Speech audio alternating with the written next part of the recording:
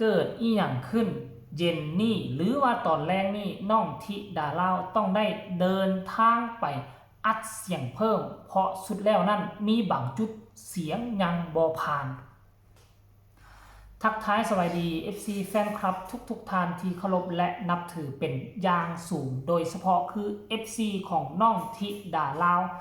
ผู้ที่คองคอยชมผลงานเพลงใหม่ซึ่งเป็นเพลงเก่าของนักร้องดังในอดีตหลายคนก็ดีอกดีใจเนาะใช้เวลาเพียงแต่ 2-3 วันก็บันทึกเสียงสำเร็จเสร็จสิ้นแล้วปัจจุบันนี้เฮาก็รอท่าฟังข่าวทั้งห้องอัดเพิ่นกำลังใส่เสียงเนาะใส่ดนตรีกำลังปรับนั่นจูนนี่เฮาก็คิดว่ามันน่าจะหลุดออกมาไวๆนี่ละการที่จะปล่อยทรีเซอร์ออกมาแต่ว่าเมื่อประมาณ1 ชั่วโมงที่ผ่านมานี่เจ้าของห้องอัดเพิ่นได้ออกมาโพสต์เคลื่อนไหวน้องธิดาลาวมีบางจุดบางวรรคบางตอนเสียงยังบ่ผ่านจำเป็นต้องได้กลับไปอัดเสียงเพิ่มโอ้โหท่านผู้ชมการที่เฮาจะอัดเสียงการที่เฮาจะบันทึกเสียงการที่เฮาจะร้องเพลง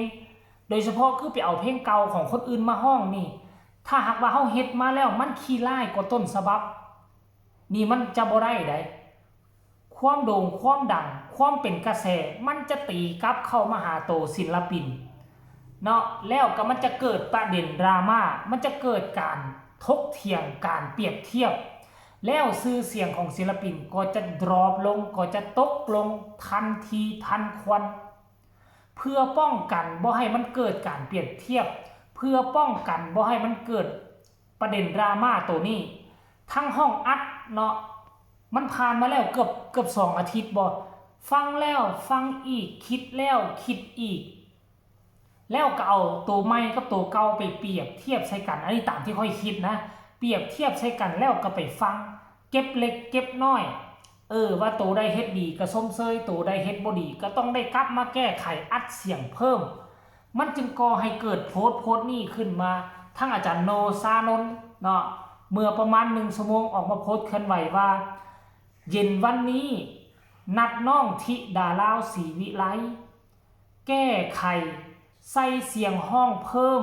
ตำนานหมอลำเมฮันนี่สีอีสานโพสต์สั้นๆ2-3 บรรทัด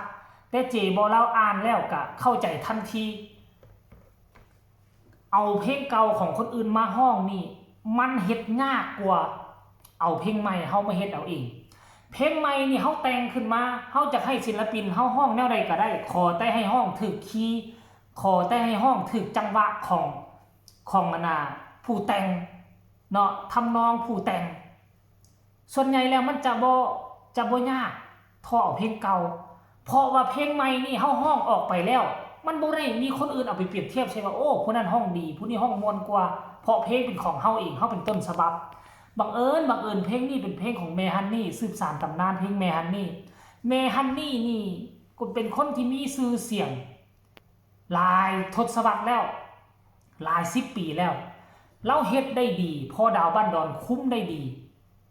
แล้วขั้นท่ากรณีผู้เอาไปห้อ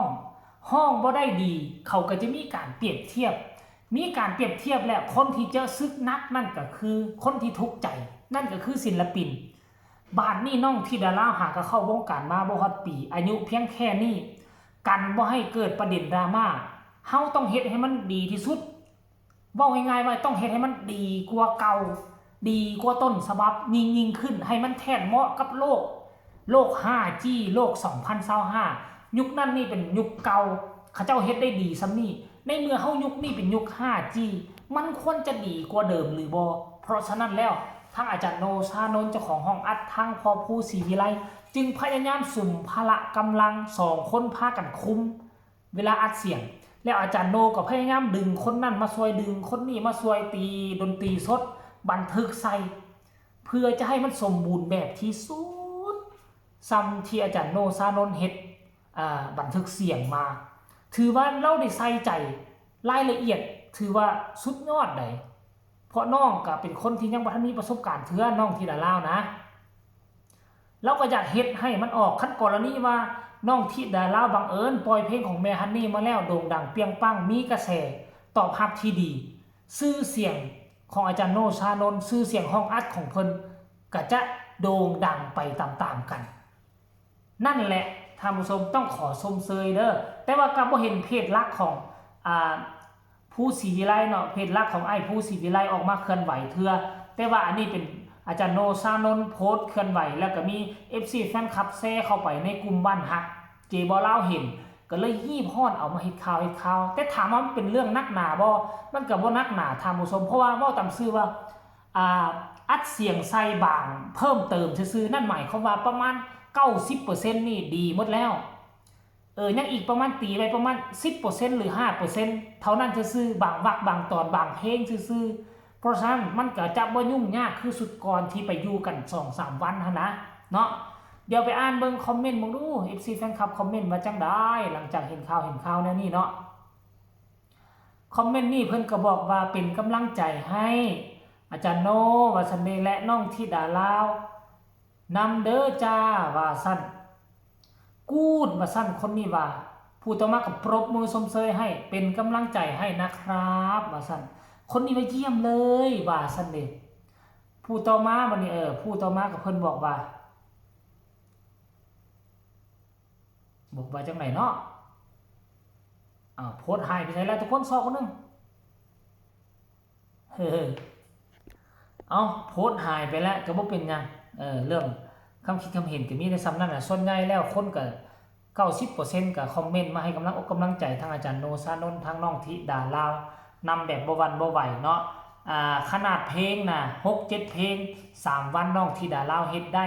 อันภาษาอีหยังเพียงแต่สิไปบันทึกเสียงเพิ่มเล็กๆน้อยๆซื่อๆนะก็คงบ่เกินความสามารถของน้องธิดาลาวไปดอกแต่ว่าน้องธิดาลาวจะออกเดินทางจักโมงจักนาฬิกานี่อันนี้เฮายังบ่ทันฮู้เฮาต้องไปติดตามบนเพจหลักของพ่อครูศรีวิไลก็แล้วกันเนาะอันนี้คือเรื่องราวข้อมูลข่าวสารล่าสุดเพราะว่าช่วงนี้น้องธิดาลาวก็มิดเงียบไปบ่เฮ็ดอีหยังส่วนใหญ่ก็สิเห็นแต่ดังฟืนดังไฟกินข้าวร่วมกันไล่สดร่วมกันแล้วก็ถ่ายทำนอกถ่ายทำหนังเนาะก็คิดว่าตัวนี้น่าจะเป็นข้อมูลข่าวสารเฮ็ดให้ FC แฟนคลับน่าตื่นเต้นกระปี้กระเป๋าอยากเห็นน้องเข้าห้องอัดอีกครั้งนึงเนาะมันก็มาแล้วเฮามาติดตามเบิ่งว่าตอนแรกมื้อนี้จะมีอีหยังคนเด่นหรือบ่น่าจะเป็นเพลงใดที่น้องจะไปใส่เสียงเพิ่มนั่นให้เฮาติดตามก็แล้วกันอันนี้